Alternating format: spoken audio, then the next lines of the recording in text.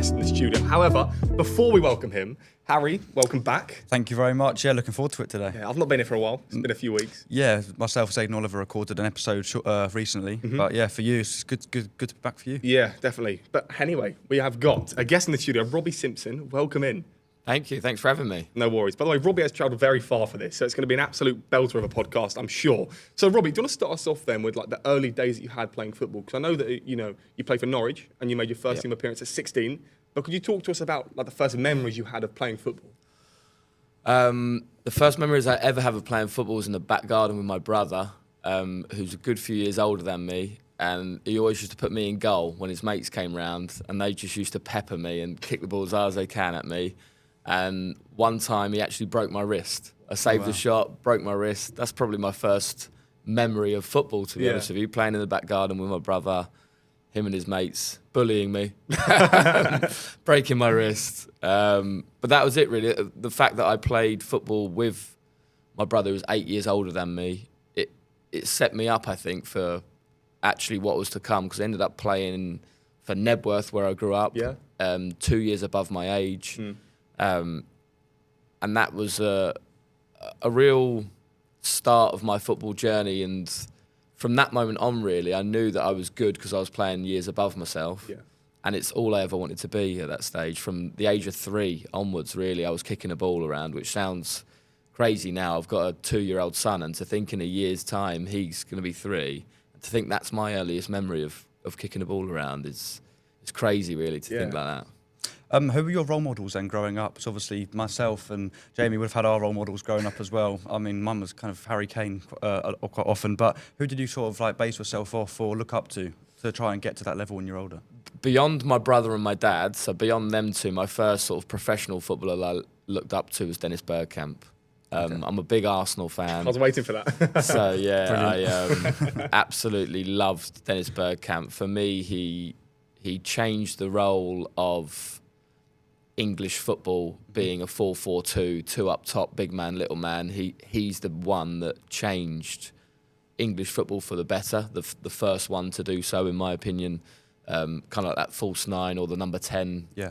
He was a number 10, so he was the first one, and he was my idol, really. And then when Thierry Henry came and we had Henry and Bergkamp, I was just like in awe of those two, and it was just those two forever. I had pictures on my wall of both of those two. Always wanted to be number 10, but also wore my socks above my knees like Thierry Henry and wore his Nike boots. So yeah, them two for sure are my two idols. Perfect. So you mentioned that when you were younger, you got bullied in goal. So the small guy goes and goal, the youngest one. I've heard of that rule before. Absolutely. So how did you then change from that to then going, now you're a striker, now you're a forward. So how did that sort of adapt over the years?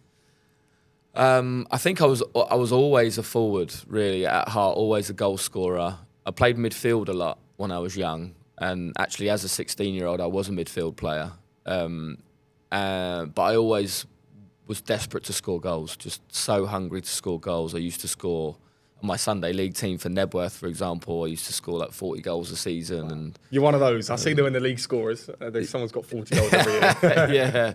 So yeah, and I think that whether it was good or not, I always had a feeling that I wanted to be the man on the pitch, like the best player, taking the free kicks, all that sort of thing. I just had that hunger to do so. I wasn't satisfied by playing a part in a team. I wanted to be the man.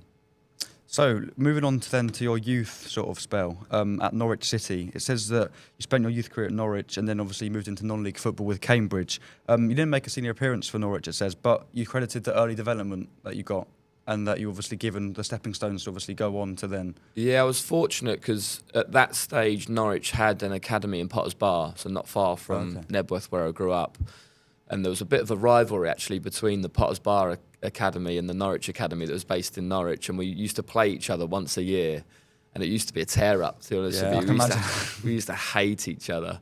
Like, there was a period where I was probably the best player in the Potters Bar Academy. I remember Greg Crane, who now works at Norwich City as one of the coaches in the youth team, he was kind of like considered the best player and captain of that team, and we used to absolutely hate each other. For whatever reason, there was a huge rivalry. We always thought we were the better team, obviously, and they always used to call us Southern Softies, even though they're from Norwich, but we were south of them, so we were the Southern Softies. So yeah, it made for a really good competitive environment. We used to get invited up there in half terms from school and stay up there in a B&B and train with them and then play that game, obviously. But later, towards the end of my time at Norwich, the end of my Norwich career, they amalgamated, or they got rid of the Potters Bar Academy and just had the Norwich one. And it was when they were bringing in EPPP into the academies, and we actually played in the first academy showcase game to kind of like launch the new footballing structure in England against Manchester United at Carrow Road. Okay. So I always remember that game and playing against some of the Manchester United youngsters, like Alex Bruce played in that game. Kieran Richardson, I don't know if you remember him. He played in that game and went on to have a great career in the Premier League. And then we had some top players as well, like Ian Henderson and myself, and a few others that have gone on to have really good careers. So that as a showcase game, and they chose Manchester United and Norwich because we were considered the best academies in the country at that time. So. Yeah, it's a really good grounding for me, for sure. Sounds good. I was going to ask you, though, because you mentioned that Norwich seen as the best. Now they're obviously mid-table championship side, which is a shame, I have to admit, 'cause obviously back in 2-3 years ago they were in the Prem. But now, currently, and back then, has the academy changed? Has it become better or worse? Well, that's a debate. It's different, that's for sure. It's geared around producing talent. Yeah. That's for sure. Was it not back then? It was. Yes, it's tough with academies because you know that when I was growing up, they used to say, like, one of you will make it in the dressing room. Yeah. And reality was probably even that statistic. It's not one player in every club that'll really make it and have a good career. It's probably less than that.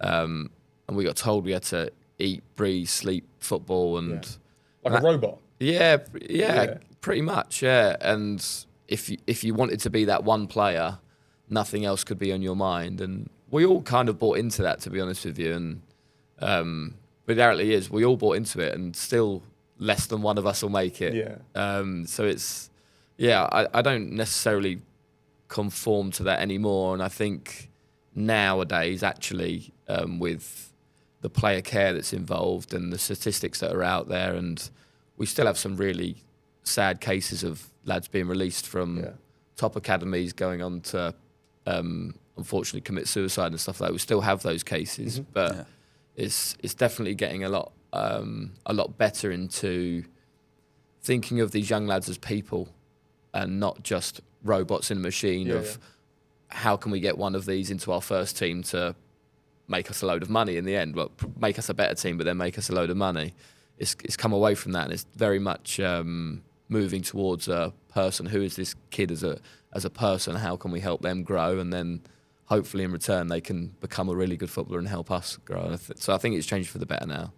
So not only did you have a great scoring streak at Cambridge City here, it says you've 42 goals and 154 appearances, but it also says, which Jamie and I thought was quite admirable, was the fact how you were balancing football with university. So you were pursuing a career in sports science and mathematics at the time. So it showed some really good academic determination from you. Yeah, my best years in football were actually the years that I was at university in terms of scoring seasons. Wow. Yeah. My best 3 years were the 3 years I was at Loughborough. And Loughborough's an institution where we were training full-time as if we were a professional football club at Loughborough. Okay. I technically wasn't allowed to play for Loughborough, but I did. and no one found out, really. I don't know how no one found out. No one looked, really. But yeah, those years were brilliant for me, both academically. As soon as I got released from Norwich, really. And in actual fact, if you speak to my mum, she said even if Norwich would have offered me a deal, she wouldn't have let me take it. She was desperate for me to complete my A-levels and go to university. And unfortunately, at that time, and even now in a lot of clubs, if you get offered a scholarship or a first-year pro at the age of 16 to 18, the majority of clubs just conform you to doing a BTEC in sports science. So I knew that wasn't for me academically, but I would have tried to persuade Norwich at that time, if they did offer me something, to let me do A-levels, and then I'd have a choice about whether I go to university or not. But it worked out well. I got released, and then, like you say, Cambridge City had a great program where they partnered with a college that allowed the players to do A-levels. So all of us, not all of us, some of us still did BTECs, but a lot of us did A-levels whilst training in a full-time training environment every day, playing matches. And like I say, I made my debut for Cambridge City when I was 16, and since that moment, I was involved in first-team football alongside studying. So basically, in America, it's the same sort of thing. You go to America usually as an English person. As well, offer it here, like Ali McCoy was doing some sort of stuff like that, where you go over to America, you study university, but you're also basically a full-time footballer. So it's sort of the same thing here, where you were doing that, and you were just thinking, if you don't become a professional footballer, then I could fall back on what I got at university, right? Yeah, exactly. I was still very much focused on being a professional footballer for sure, and I guess I was very lucky that I knew probably halfway through my last year at university that I was gonna. Well, actually, in actual fact, I moved to Cambridge United after my second year of university. So Cambridge United were a full-time professional club. Very thankful to them that they allowed me to finish my last year of university. If you look to America, for example, if they want to enter the draft, that's their university career done, and they choose when they enter the draft. I think they have to do 1 year of college or university before they can enter the draft. But then that stops and they become an NFL athlete or NBA athlete. So I was very, very thankful to Cambridge United and spoke with them a lot. Their director of football came up to Loughborough, viewed the facility, spoke to the coaches, and I was allowed to train with Loughborough full-time and just travel back to Cambridge for matches or wherever the away match was. I would travel there and then go back to university on the Sunday. And it was brilliant for me, really. I know there's probably moments where my teammates who were training every day down at Cambridge, seeing me walk in the change room on a Saturday, play, and then shoot off, might not have liked it. But for me personally, it was brilliant. And I knew as long as I performed, then there wouldn't be too much pushback from my fellow teammates or the managers. And like I say, it's probably in professional football, that was my best ever goal scoring return. And then in my last year at university, halfway through it, I was performing that well in football. I knew that I would be signing for a championship club. And it ended up being Coventry, but I knew I was going to sign for a championship club literally the same month as I graduated. So whilst we're on the note of Cambridge United then, it says that you made an instant impact after moving across the city, so from Cambridge City to Cambridge United, and you become a bit of a fan favourite, won multiple club awards, including Supporters Player of the Year. So at this point, was this sort of the point in your career where you thought, I can really kick off from here? Yeah, it was. It really was. It was my first taste of full professional football. Yeah. Even though I was definitely not a professional, I was a student still, going to the Wednesday night after sports clubs, and I was still playing for Loughborough even though I shouldn't have.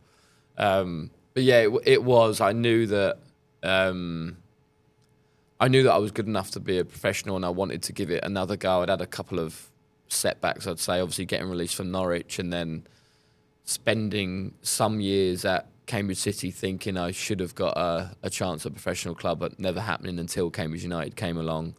And then I had to prove myself and prove to my mum probably that I could be a professional footballer. And I did that. And I knew, when you can feel, it's a bit like when I was saying earlier about when I was a youngster, I wanted to be the man, and I could feel at Cambridge United I was the man. Yeah. And we were struggling a bit. The manager got sacked halfway through the season, and the team was struggling a bit down there. And I remember the owner of Cambridge United pulled me in probably with about 20 games to go maybe, and said that basically the football club was on my shoulders here. I had to score the goals to save the football club. If they got relegated, they would liquidate. Oh, wow. Yeah, so again, rather than sort of feel that pressure, that made me grow a bit, that he was considering me the man to save the football club. And I think that's why I'm a big fan's favourite of Cambridge, and that's probably why I've got such a big love for the club still today. Yeah. So all that pressure to be piled onto one person, though, even in the Premier League, it's being sort of unheard of. Even if it was like Bruno Fernandes, if Manchester United don't win a set amount of games, and the club will have to get rid of their top 5 players, for example, in terms of wages. So for you, so young, so early on in your career, so you just said it made you feel better. It made you grow. Yeah. Some people, and a lot of people, it might make them step back. Yeah. Yeah, possibly. And I got a bit of luck. So he pulled me into the boot room. Like a podcast. No, yeah. So before we played, I remember we played Woking, and the manager did his team talk, and then the owner popped his head in and pulled me into the boot room, and basically gave me this speech. And I got a bit of luck in the game, actually. I think because I thought I needed to be the man here today, I was taking shots from everywhere, and one of them took just a wicked deflection and went in. And then I scored again. We won the game 2-0. And I think if that game maybe would have gone a different way, if that deflection, that first goal maybe would have gone a different way, I might have shrunk a bit, thinking, oh, he's put all this weight on me and I've not delivered. But because that game instantly went so well, it gave me belief that I could be the man here to save us. And then it went on from there. I think I scored 15 goals in the last 17 games or something like that. So, I think it did make me grow, but I had a bit of luck to help me do that. Obviously, you mentioned how you could feel a push towards a championship club, and it's quite clear that you mentioned about how your good end of the season got you that move to Coventry City. So you made a competitive debut against Notts County, scoring in a 3-0 win. You did struggle with injuries, but obviously you still played a regular role over 2 seasons. What was that 2-season spell like for you at Coventry? I loved it. A bit surreal. I remember the surreal moment I first got a phone call from Coventry. We were in our student accommodation, pre-drinking, ready to go on a night out, and a random number calls me. I didn't answer it, went to voicemail, listened to the voicemail, and it was like, hi Robbie, it's Ian Dowie from Coventry City. And I thought it was a hoax to begin with. I was like, there's no way that's Ian Dowie. Like, I'm a National League player at Cambridge United. There's no way he's calling me. Let the hangover settle the next day. Called him back, and it was him. He said he was interested, wanted to meet me. Went over to a reserve game that they had against Walsall. Met him and Tim Flowers, who, again, it was a surreal moment for me because I remember him being a keeper for England and a few other of his coaching staff, and said that how they'd been to watch me at Cambridge and really wanted to sign me. So from that moment on, I knew I was going to be a professional footballer in the Championship, and it was just so surreal. And from graduating in the July to then, I think 2 months later, I was making my full debut, as in my first start at Old Trafford. It's just, I look back on it now thinking that is crazy. It's gone from a student night out in March, probably it was, to starting a match at Old Trafford in the September. I look back on it and think it's just crazy. It doesn't happen. As well. It just doesn't normally happen to a student. No, not at all. But this is a weird story though. So all of a sudden, like you just mentioned, you've gone from essentially a lower league club. Well, it is a lower league club, and then all of a sudden you're in the second highest tier of England. So going through your mind, what is going through your mind? Did you think that, Coventry's only Coventry, I'll be in the Premier League in a few years? Did you think that? Yeah, I think I was very real with my ability, that I didn't think I had the ability to be a Premier League footballer. I think if I was ever to play in the Premier League, I would have had to have got lucky, but also shown certain other attributes. And for me, they were the ability to take on managers' instructions really well and to be the hardest working player on the pitch. I never felt my ability-wise I would stand out as a Premier League footballer, so I had to try and find other ways. So that was my go-to, really. I think ability-wise, Championship was my ceiling. But I had to make my mind. Like you mentioned, my debut against Notts County, I knew coming on in that game. Originally, when I went to Coventry, I thought I'd be loaned out to a League One or a League Two club. That's what I thought. I'd jumped up from the National League. I thought they'd signed me to loan me out with a view for the future, maybe to bring me back and embed me and sort of get me on a pathway towards being a Championship footballer. But they threw me in that cup. It was a cup game. I scored, played really well. Suddenly they're saying about how much of a bargain I was and how I'm ready now for the Championship. And yeah, it went on from there. And then shortly after, played I remember my first game on Sky, live game on Sky that I played. I came on against Ipswich, played really well. That was on a Sunday, so it was like Super Sunday. And we trained the Monday because we had Man United on the Wednesday. Ian Dowie pulled me away from training and told me I was starting. I ended up ordering about 57 tickets, I think, for the game at Old Trafford. The whole of Loughborough were there watching. It was a great moment, but it definitely. I played well at Old Trafford as well, and then stayed in the team for a bit from then on until I picked up an injury. And yeah, I thought that maybe I could have made the Premier League. But in reality, looking back, I reached my ceiling, really. I'd have had to have got really lucky, I think, to become a Premier League footballer. Obviously, everyone dreams of becoming a footballer when they're younger, like you said, in the garden with your brother. So at this point in your career, did you sort of look back to that point of youth, getting bullied in goal and thinking, I've achieved exactly what I wanted to do here? Maybe it helps, right? Yeah, it was crazy. But then it's really weird, the way your mentality goes. You're there, and you don't just then sit back and relax. My goal was to stay a professional for as long as possible. Yeah. And I knew it wasn't going to be easy. Like, I remember speaking to some of Stephen Hughes in particular stands out to me a lot because he played for Arsenal, and I was just in awe of him. And I spoke to him every day about Arsenal stories, trying to get the lowdown on Bergkamp and Henry and what were they like. And I absolutely loved him as a person. But he was speaking to me about my degree and what that would let me do after football. And he was considering his options after football. And at the time, I was thinking, what the hell are you talking about? You were part of the Invincible squad. You don't need another job. But I think that's really when the reality dawned on me that football's going to come to an end one day. And at that moment there, signing for Coventry, I was just living my dream, thinking that the dream was never going to end. But that was the reality that I need to try and bow down now. I haven't made it, as they call it. I'm living my dream, but I want the dream to continue for as long as possible. So now I need to knuckle down. And I remember my first training session for Coventry, I gave the ball away the first time I got it, and I got absolutely slaughtered by the captain, Michael Doyle. Oh, wow. And it was the first time I'd ever been berated like that, really. And it just made me wake up instantly, straight away. Yeah, made me wake up and think, right, I need to get up to a standard here if I'm going to survive. Yeah. So the captain berated a youngster, because I know like a lot of the older players say that the game's got softer. So maybe that might not happen so much now. But do you remember what the captain said to you? I probably can't repeat it, to be honest with you.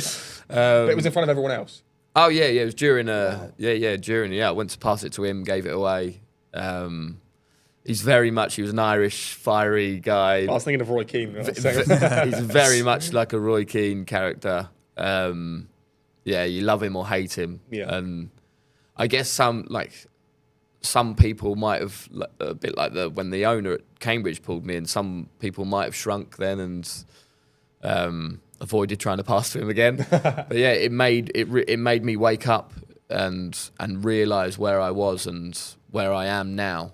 And I really needed to step up if I wanted to stay there. So I probably got him to thank, really, for that moment. Because if no one would have said anything, I probably would have thought that was acceptable. I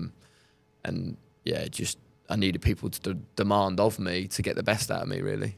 Obviously, at this point, you were on cloud nine, obviously living your best life. And then, obviously, quite a lot of footballers will have high to low points, obviously. And then you did move to Huddersfield Town, where you were sort of hampered by injuries, and obviously it wasn't quite as good as Coventry, but you still got your goal in a 2-2 draw against Southampton, signed for £300,000, but it wasn't quite as massive as it was at Coventry. No, I look back with regret, but at the time it made total sense. I remember Chris Coleman came in as manager then. I had a really strong pre-season. All the players were telling me I should stay and that I'd play. Yeah. But I think Chris Coleman made it clear that he wanted to sell me So that kind of made my mind up. I could have just stayed and fought and tried to change his mind. And in hindsight now, I wish I did. And I had the Coventry players calling me a month or two into the season saying, why didn't you stay? You would have played. And I went to Huddersfield. Again, you don't really think about it when you're not inside football, but moving again, moving to a different part of the country again was tough. I didn't really settle as quickly in the north as I probably would have liked to.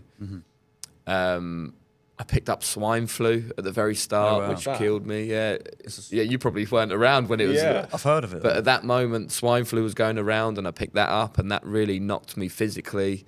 And then when I came, I was eager to sort of get back because Huddersfield signed me. They're in the league below, but they trebled my money, in all honesty. So that was a factor. I enjoyed being on that kind of money. But it was with a view to helping them get promoted and being a championship footballer in a year's time again. So that was the plan. It made total sense at the time. Someone who really wanted me. League below, I'd play more, and hopefully I'd be back in the championship within a year. That was the plan. But swine flu, came back early, my body was too weak, picked up an injury, niggly injury that just wouldn't go away. For the whole season, really, I was carrying this injury and either keeping me out or playing when I was still feeling it and wasn't fit. Didn't do myself any justice. Didn't obviously help. I mean, we made the playoffs and we had a chance of still going up, but if I was fully fit, I know that we'd have had a much better chance of getting promoted. And then that summer came and the manager made it pretty clear that the reason he felt that me being injured was the reason why we didn't get promoted, and wasn't very happy about it. Spent, like you say, £300,000 on me to get him promoted, and it didn't work out. We had I wouldn't say we ever fell out, but it was clear that there was a bit of a grudge there, and it wasn't going to work. So yeah, as much as I wanted it to, and again at that pre-season, I came back fit, got myself fit. Was on fire in the pre-season, come to the start of the season, and I signed for Brentford on loan literally the day before the start of the season because I knew that I wasn't going to be in the team. I wasn't in his plans.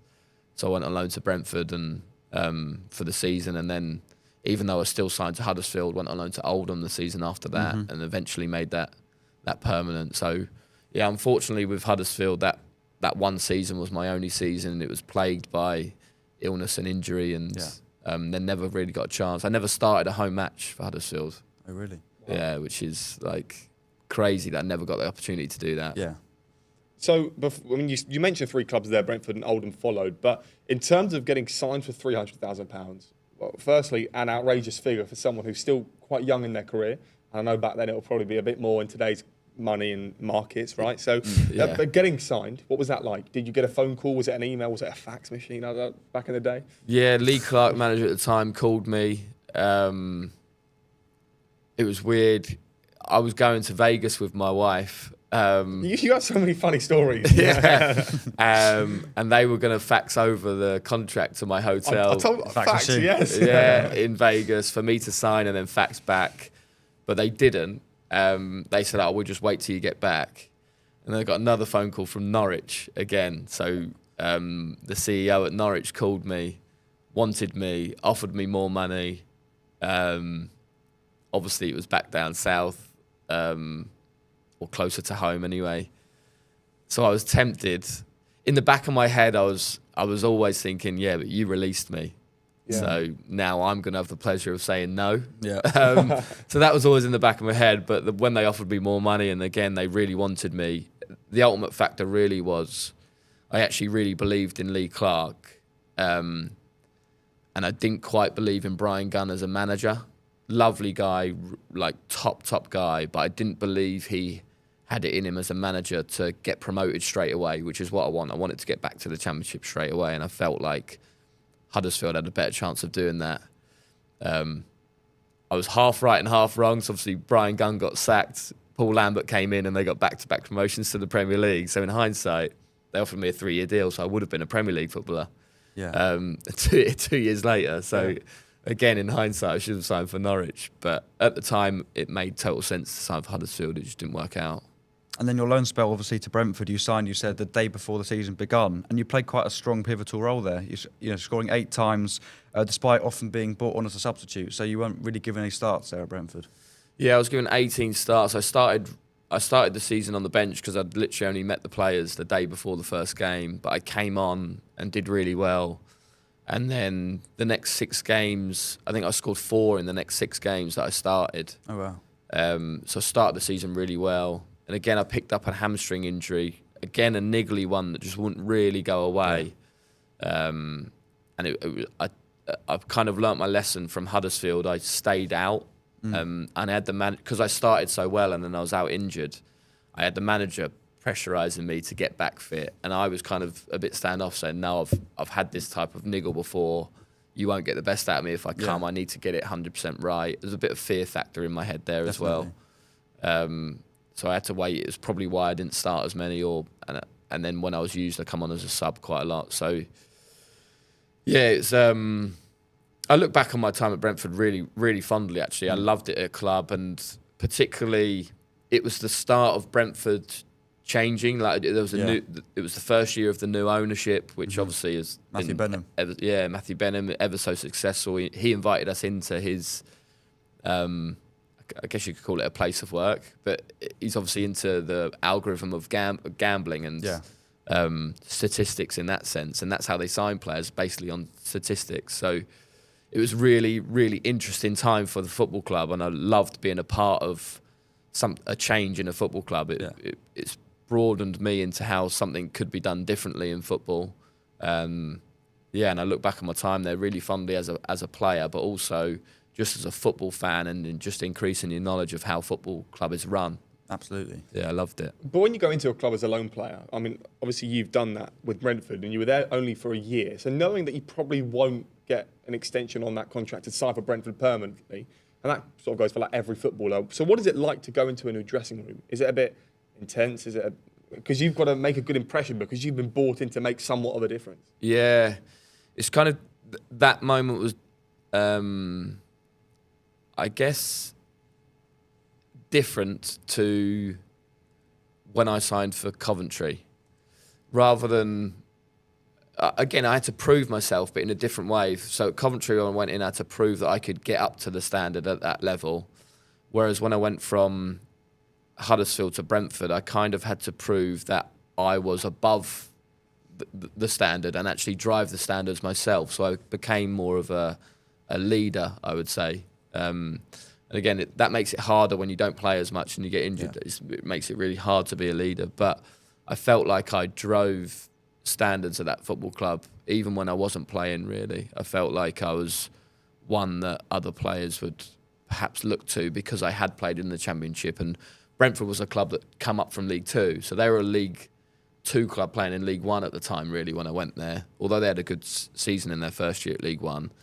And I think I very much felt I was a Championship player playing in League One, so I felt like I had that kind of responsibility. So it was very. Whenever you go into a new dressing room, you have to prove yourself in some kind of way, and also try and get on and make friendships. Because I say now, football's all about the people that you're with, because you're with them a lot every day. So you have to try and make really good relationships. Absolutely. Right, so obviously the most memorable point of your career, or one of the most, is your stunning volley you scored at Anfield against Liverpool in the FA Cup. My club.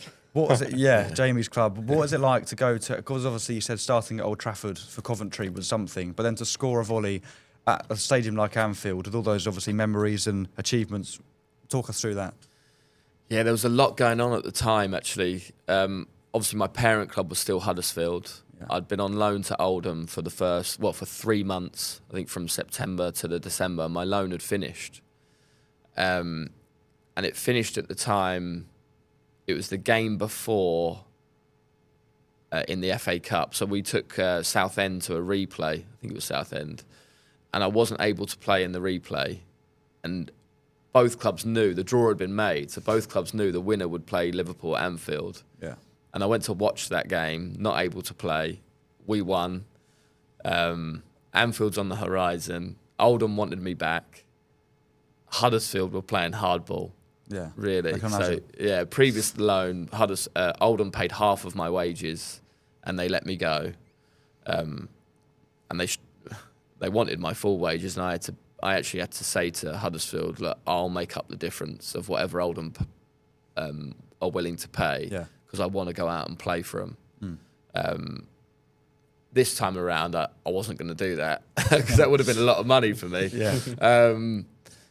I wanted to go permanently, and time was running out before the game at Anfield, really. You wanted that so bad. Yeah, I wanted it so bad. I called up the Huddersfield owner, so I went right to the top, and I said, look, this needs to happen. How can I make it happen?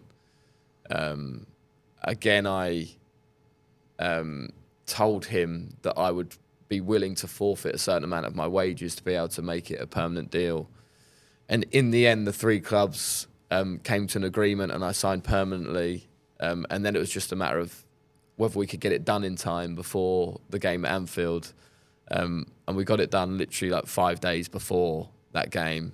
And then I scored that goal, and it just made all between the middle of December to that point, so the 2 or 3 weeks in that time where I was fighting so hard to try and get back there for that game, to then score, it was kind of like a big relief that all that hard work and stress and emotion that I'd gone through paid off. Yeah, paid off, and that moment just made it all worth it.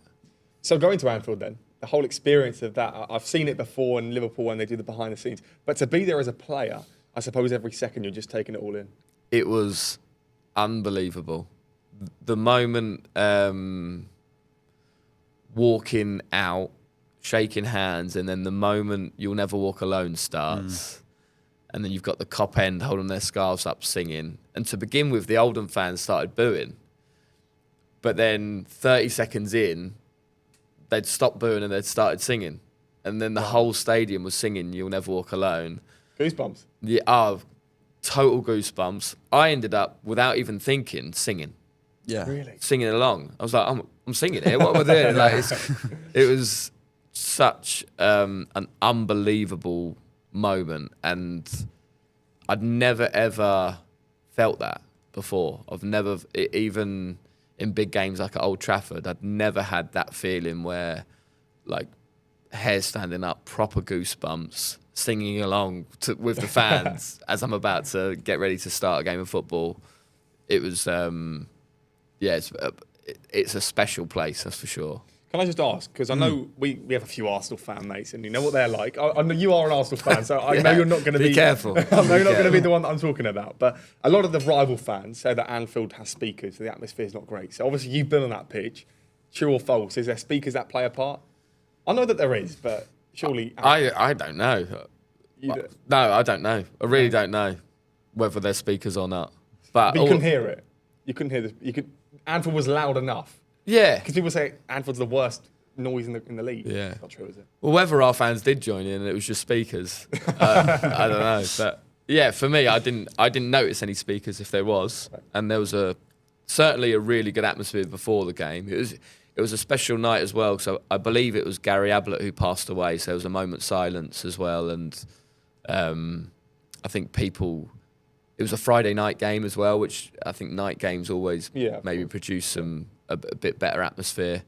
But yeah, it was a special night for them. Obviously, honouring the memory of a legend, and then for us Oldham and the Oldham fans, it was us playing against an absolute giant in the global football world, and our fans made a hell of a lot of noise and definitely added to the atmosphere. And then not so long after, Leyton Orient obviously were keen to bring you into Leyton Orient, and you did have another memorable moment, but obviously the result wasn't so memorable in the playoff final, the defeat to Rotherham on penalties. Yeah. It took a while to get to Leyton Orient. They were interested in me in the summer, but I felt that it was going to be my last chance to get back to the Championship. I think I was about 27 at the time. Yeah. And I thought, I need to get back to the Championship. So I turned down pretty much every offer I had in the summer, because none of them were from Championship clubs, and went on trial at Blackburn, went on trial at Doncaster, where Paul Dickoff was now manager. Went on trial at Sheffield Wednesday, and performed really well at all three. Sheffield Wednesday was the last one of the three, and they'd pretty much said to me, "You'll sign on the Thursday, or play a game in the 23s on the Tuesday, sign on the Thursday, and you'll be in the squad Saturday." So I went there, trained the Monday, played in a 21s game on the Tuesday, rolled my ankle in the first minute, but carried on. I was on trial, just carried on. Didn't tell anybody, went into training on the Thursday, trained, thinking I was then going to, all right, maybe we'll sign on the Friday then. Yeah. Went into training on the Friday, and Connor Wickham sat where I was sitting.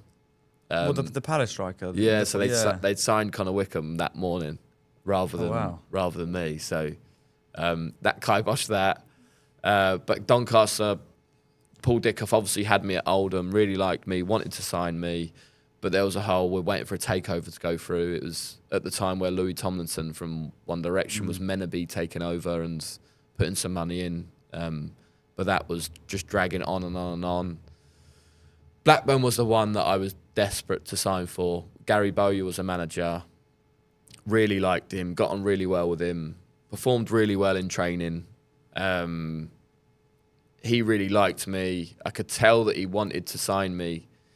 The Venkis were the owners in India, really hard to deal with, he was saying. And I knew he was telling the truth as well, because they had some forward issues, whether that be injury or players that were trying to get out before the window shut. So that was the one. I loved going there. I lived in Manchester at the time because I was at Oldham anyway, and the journey was good.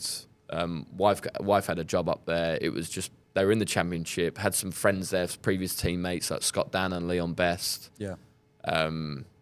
Was desperate to sign for them. And I think Gary Bowyer wanted to sign me, but it just went on and on without a deal. And eventually Gary said to me, I don't know whether he expected me to move on so quickly, but he said to me, look, it doesn't look like it's going to happen anytime soon.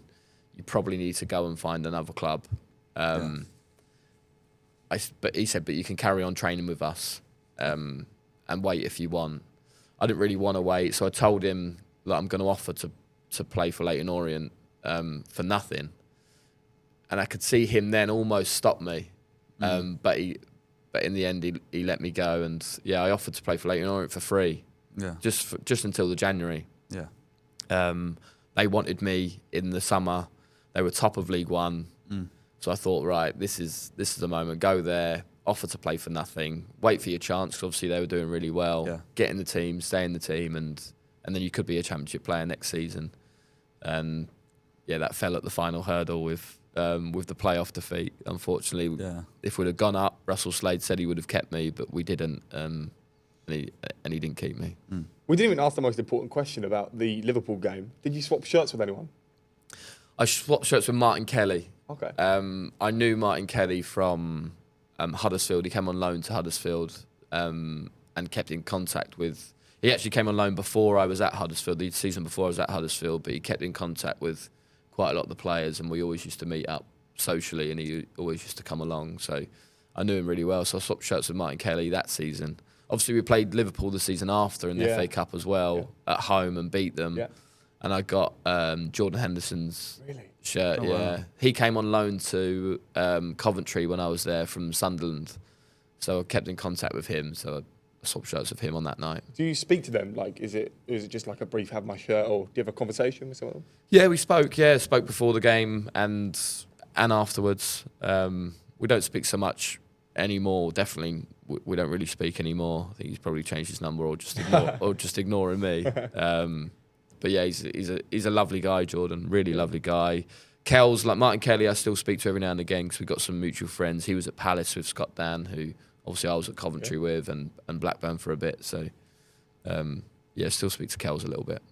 And then the season after, obviously, the heartbreak at Wembley with the playoff final, then you made your return back to Cambridge United, where you had quite an impressive season, 30 goals in 102 appearances. And they settled into the Football League following their promotion. So what was it like to return back to somewhere where you were obviously quite hailed as kind of a hero? Yeah, I loved it. I wanted to see my career out there. Yeah. I wanted to go back, see my career out there. I loved it. I loved the fact that they were now a Football League club, and I wanted to help them maintain Football League status. That was my goal, really, and to help kick on getting promoted from League 2 to League 1 and then to carry on building. Cambridge is a club that's definitely geared towards being higher and progressing, and even now I know they're at the bottom of League 1, but where the club is now in terms of the training ground, stadium, new owners, the commercial aspects, everything about that club is done properly now, done really, really well. They don't do anything that you consider, that's a non-league club in the Football League doing that. They're a proper football club doing things how Premier League clubs should be doing it, really. And they're really built for success. And I absolutely love the club. Absolutely love it. If I was to say any one club I've played for, really, that is my club, it would be Cambridge United. Yeah. I absolutely love them and will always have an affinity for them. And going back there was brilliant. 30 years of age, going back there I always thought I'd do it and go back there, and I didn't want to go back there when I was 35, 36 and do myself injustice and do the club injustice of that. I wanted to go back there when I was 30 years old, still knowing that I could enhance the football club and make it better. Yeah. Well, even though we've spoken about so many teams, we've still got loads more to go. You play for a lot of clubs. Yeah. So, do you want to move on to Exeter in 2016? You signed for them, 42 appearances, 3 goals. Is that a good record in League 2? 31 at the time, right? Yeah. I can't remember how many goals I scored. Was it only 3? It said 3, Doesn't sound very good, does it? So you think there's more? No, I'm not sure, to be honest with you. I know that it was my first, I would class as, major injury that I had for Exeter. I dislocated my ankle, which kept me out for a year, basically. So I had a 2-year deal there, and it kept me out for over a year, I think. First sort of major injury, first operation I'd ever had as a football player. So it was something new for me, and when it happened, I felt like that was it. Like, football's done for me. You know, as soon as when you're 31, 32 and get an injury like that, you just feel like you're done in football, really. I actually managed to get myself back training before our first playoff final. But it was way too soon because I re-injured that. Well, there was something going on in the ankle that wasn't quite right. Ankle's bad to get an injury. It's like reoccurring. Yeah, it was. I mean, it was just the fact that I've got metal in there now, and just my whole gait, my running gait had changed. I couldn't jump as high anymore, and it's just I had to really adapt to my ankle not being as flexible anymore. It was tough. I was desperate to try and get back for the Wembley final. Not ever really having any realistic chance of playing, but I just wanted to get back fit to give the manager an opportunity just in case he wanted to put me on. But it was way too soon, and that actually set me back the following season, which meant I was out for a whole year. But Exeter, again, what a club. Yeah. I went down there thinking it's going to be in the middle of nowhere. I signed for Paul Tisdale, really. When I was at university, I played for England universities, and he was the manager. Got on with him really, really well. He always tried to sign me every year. But I've always turned him down because Exeter just felt like a million miles away. But eventually when I left Cambridge, bit the bullet, said yes, went down there, and it was more than what I ever thought it would be. I thought I'd be going down there to a load of fields with not much to do down there, with a load of retiring old people. Yeah. But yeah, it's a really big student town, loads going on, really vibrant. The people down there are lovely. Like I say, I had my first major injury down there, and the way that everybody looked after me and the fans looked after me and got behind me through that injury, just incredible place with incredible people. If I could pick that up and move it closer to to London, where my family are, than I would. I absolutely loved it down there. Obviously, it was unfortunately more heartbreak at Wembley this time into Blackpool. But moving on then to MK Dons, you played a squad role and then did secure promotion to League One. So it was sort of third time lucky for you, wasn't it? Finally. I obviously I've lost in a lot of playoffs. Lost in the playoffs at Cambridge City, Huddersfield. Obviously lost at Wembley with Brentford in the St Johnstone's Paint final. Lost at Wembley with Leyton Orient. Lost 2 Wembley finals in a row with Exeter. In case you hadn't have guessed, I hate Wembley. Absolutely. I can imagine you do, yeah. Hate Wembley with a passion. And came so close to promotion so many years. I felt like if I hadn't have won a promotion in my football career, I would have seen it as a failure. Yeah. That's how much I was really key that you did gain the promotion then. Yeah. Fundamental. So it was kind of written in the stars, really, that I went to MK Dons, Paul Tisdale went there, took me with him, knew what my role was. My role was to be that experienced head that primarily would come on in the latter stages of games when we were winning and see the game out, or if we were losing, come on and cause some havoc in the opposition box. I knew my role. I loved it. Players in the dressing room really looked up to me and spoke to me about everything, the younger players and even the older players, really. And I think the clarity on my role there was really key to me enjoying it. If I'd have been wanting to play every game and start every game and think, why aren't I playing, and getting stressful for me, I don't think I'd have enjoyed it as much. But the fact that I had real clarity on my role really helped me really enjoy. And again, what a stadium to play in. Yeah. That stadium is a Premier League stadium. Brilliant. Loved going there every single day. Absolutely loved it.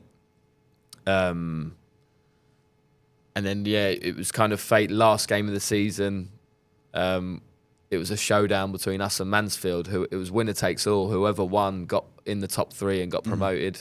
Whoever lost would be in the playoffs. And I did not want to be in the playoffs again, let me tell you. I did not want to be in the playoffs. So I came on with 20 minutes to go in that kind of showdown game.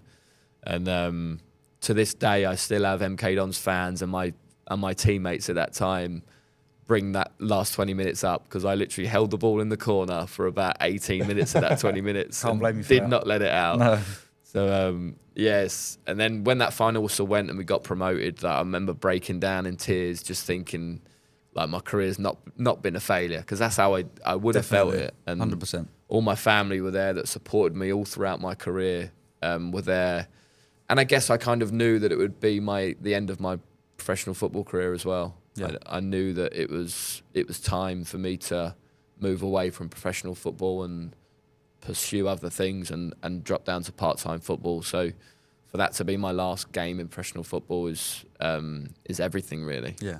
So you did move down to semi-professional level, which is obviously at Chelmsford City. You've been there for quite a while, 2019, now it's 2025. Yeah. We're getting close to 2026, let me tell you, we're not too far away. Yeah. But to go down the leagues, obviously as a more experienced player, I suppose you're just now doing it maybe more for the love of the game, rather than knowing that you might not get promoted 4 divisions or 2 divisions. Yeah, I think, so I knew the president at the time, was his title at Chelmsford, good family friend of mine. He'd always used to joke every summer when we met up, as families real well, I met up with his family, that when you're going to knock pro football on the head and come and join us. So when I did, I gave him a call and said, look, I think I'm ready to come and join Chelmsford and help you guys. And I went there as... Well, first and foremost, with that in mind, to help Chelmsford, provide me with a bit of a phased retirement, I'd guess, from football. I didn't want it to just hit me, stop completely straight away. I wanted to ease myself away from football, and it helped me in the early stages of building my off the field, away from football stuff. It helped me just provide a bit of an income, but also the time and the energy that football gives you, like, keeps you fit, and the time maybe where I'd be sitting twiddling my thumbs on my business thinking, is this the right thing? I could go and play football at a real competitive place still, competitive level. So yeah, Chelmsford for me was the purpose of joining Chelmsford, for 2 years maybe, to play part-time, enjoy it first and foremost, help Chelmsford, and that gave me a bit of a safeguarding whilst I was setting up my businesses. And then obviously, so it was sort of like a player-manager role, wasn't it, during the time at Chelmsford? And then 2021, it was sort of the decision to focus more on the managerial side of your career, where you then took over as interim manager, in January, and then obviously appointed permanently in the March of 2020, securing multiple top-half finishes in the National League South, despite a lot of constraints with the budget. Yeah, I kind of fell into management. So I went there just to be a player, but then I fell into the interim manager's role. Didn't want the job at all. Wasn't my plan. My plan was just to play for a couple more years, and then ease away from football. But the owners made it clear that they wanted me to have the job. So much so that they just stopped looking for other managers, stopped interviewing.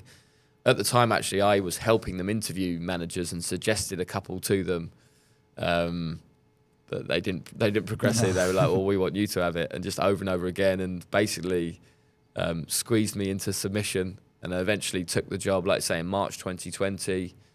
Took one game, I think, in permanent charge before COVID hit, and then that was it. Football at our level was done until the following year, until October. I think the next season started for us, because we were then our level was deemed elite, so we could continue, whereas other levels couldn't. Yeah, I say I've been the full-time manager there now for coming up to 5 years. So really unexpected, but I've loved it.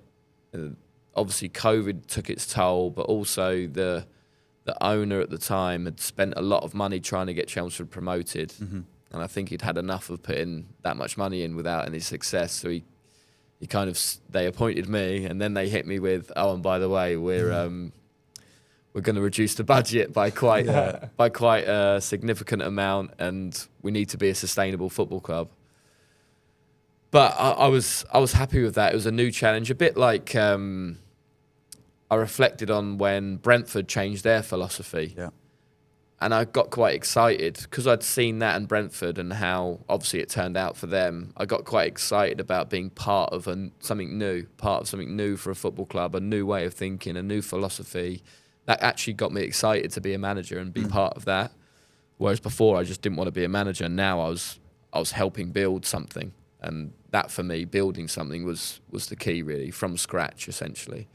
And the success we got, obviously, the first year was cut short again by COVID. And then the following year, it was about survival. We pretty much had near enough the lowest budget in the league. So it was about survival, building and creating a platform, digging the foundations, I've since called it, for us to then build on top of that. And we managed somehow to finish in the playoffs the last 2 years with bottom half budgets.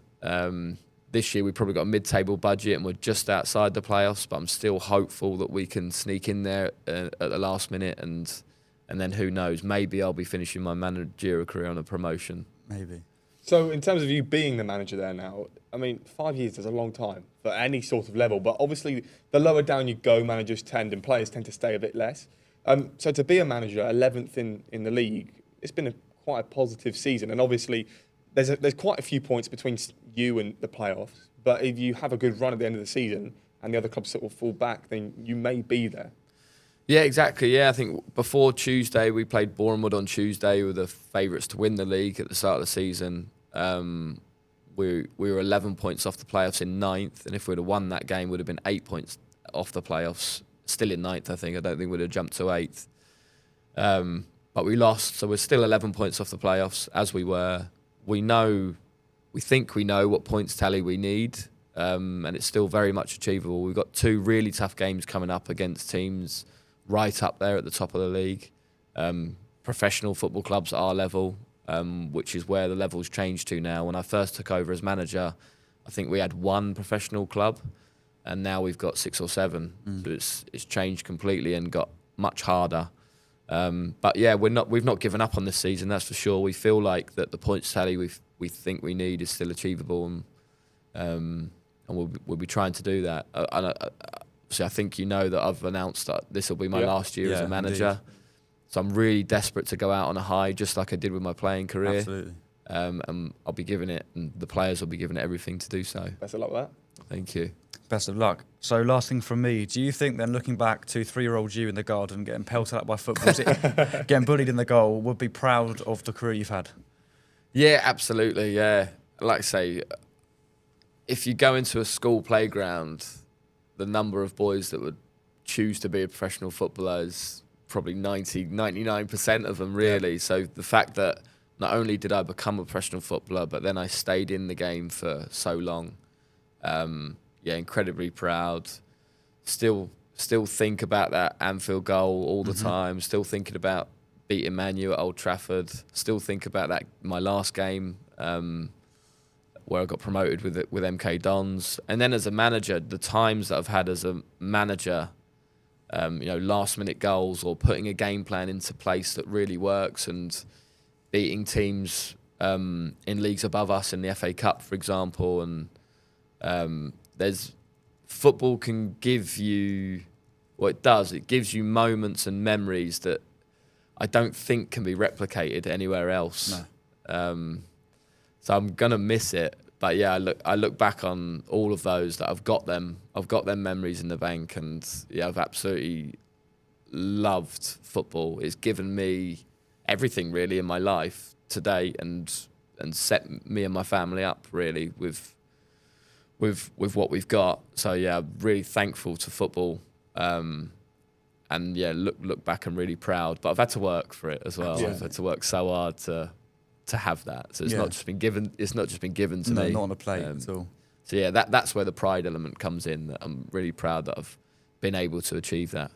And the last thing is, the next game the second game that you play in 2 games' time, you play Dorking Wanderers. Yeah. Now, we all know about Dorking Wanderers and a certain manager called Mark White, and he's quite a character. Yeah. Firstly, I guess you've probably come across him before. Yeah. And secondly, what is he like? I love him now. Yeah. When I first played against him, I think actually it was during the COVID season, one of the last games before COVID, I went there and I looked him up and down, and I thought, who is this guy? Like, is this what my football career's become?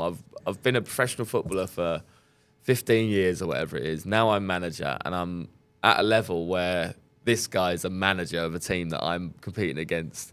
That was my initial thought, and then hearing him speak, I didn't think much different to that, to be honest with you, for the first time. But he's one of those characters that the more you get to know him, the more you love him.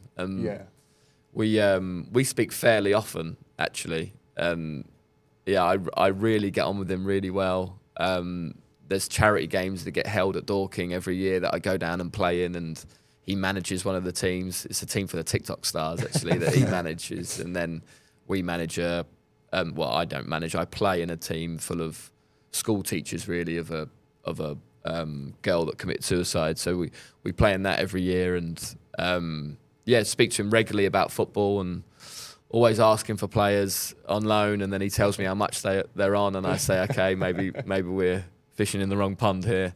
But yeah, he's the more you get to know him, the more you like him. He is just unapologetically him. Yeah. Which that's how it should be. Exactly. Yeah. He doesn't play.